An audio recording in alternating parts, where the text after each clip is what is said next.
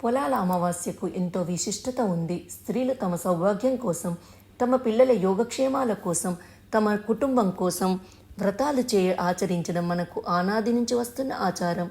ఈ పొలాల అమావాస్య వ్రతం ప్రత్యేకంగా సంతానం సంరక్షణ కోసం చేయబడుతుంది. పెండ్లై చాలా కాలానికి కూడా సంతానం కలగని స్త్రీలు, సంతానవతులైన స్త్రీలు ఈ వ్రతాన్ని తప్పకుండా ఆచరించాలి. ఈ వ్రతాన్ని శ్రావణ శుద్ధ బహుళ అమావాస్య నాడు చేసుకోవాలి.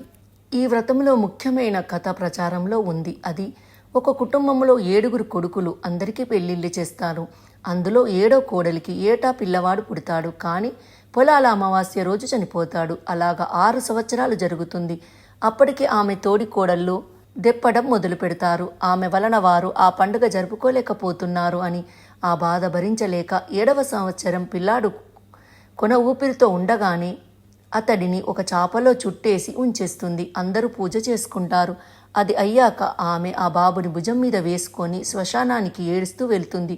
అది చూసిన పార్వతీ పరమేశ్వరులు వృద్ధ దంపతుల రూపంలో ఎదురయ్యి, ఎవరమ్మా నీవు, ఎవరా బాబు, ఎందుకు ఏడుస్తున్నావు అని అడుగుతారు. దానికి ఆమె, ఎవరైతే ఏమిటమ్మా, మీరు ఆర్చేవారా తీర్చేవారా అని అడుగుతుంది. దానికి వారు, మేం ఆర్చేవారము తీర్చేవారము, చెప్పవమ్మా అంటారు. ఆమె తన గోడు చెప్పుకుంటుంది. వారు ఓదార్చి అంతా శుభం కలుగుతుంది అని చెప్పి వెళ్ళిపోతారు. అప్పుడు ఆమె భుజం మీద ఉన్న బిడ్డతో సహా ఇదివరకు చనిపోయిన బిడ్డలు కూడా లేచి వచ్చేస్తారు. వారిని చూసిన ఆశ్చర్యములో ఆ దంపతులను చూద్దామని తిరిగేసరికి వారు ఉండరు.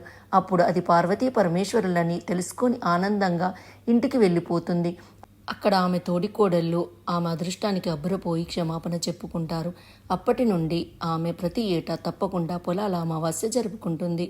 వ్రత విధానము: పూజ చేసే చోట గోమయంతో అలికి వరిపిండితో అందమైన ముగ్గు వేసి ఒక కందముక్కను ఉంచి పసుపు కొమ్మతో కట్టిన 4 తోరాలను అక్కడ ఉంచి ముందుగా వినాయకుడిని పూజించి ఆ తర్వాత ఆ కందముక్కలోకి మంగళగౌరీదేవిని కానీ సంతానలక్ష్మీదేవిని కానీ ఆవాహన చేసి షోడశోపచారాలతో అర్చించి 9 పూర్ణంబూర్ల గారెలు 9 రకాల కూరగాయలతో చేసిన పులుసు ఆమెకు నైవేద్యంగా సమర్పించాలి.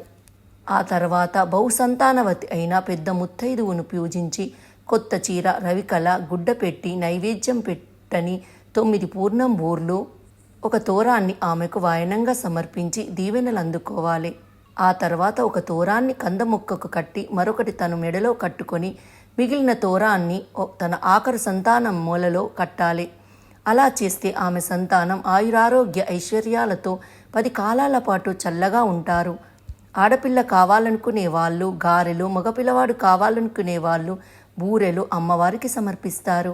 పూర్ణం బూరెని ఎందుకు వాయనంగా ఇవ్వాలంటే పూర్ణం బూరె పూర్ణ గర్భానికి చిహ్నం.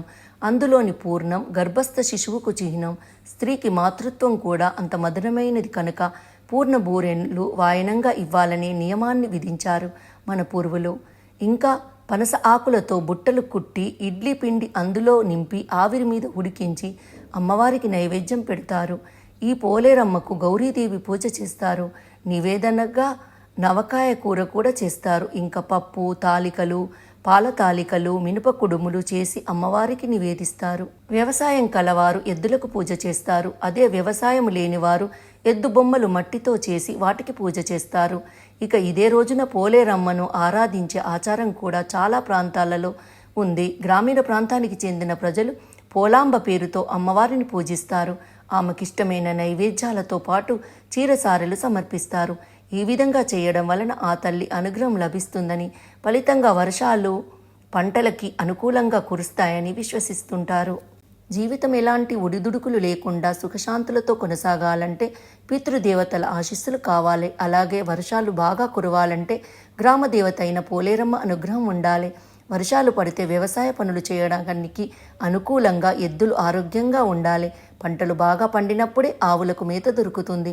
ఫలితంగా లభించే పాలు ఆ కుటుంబ సభ్యులను ఆరోగ్యపరంగానూ ఆర్థికంగానూ ఆదుకుంటాయి. తమ జీవనాధారానికి తోడ్పాటును అందించే దేవతను, పెద్దలను, పశువులను పూజించే పర్వదినంగా పొలాల అమావాస్య కనిపిస్తుంది. గ్రామదేవతను ఆరాధిస్తూ వ్యవసాయానికి సహకరించే పశువులను పూజించే పర్వదినం కనుక ఇది ఎక్కువగా గ్రామీణ ప్రాంతాలలో కనిపిస్తుంది. ప్రత్యేకతను సంతరించుకొని తన విశిష్టతను చాటుకుంటూ ఉంటుంది.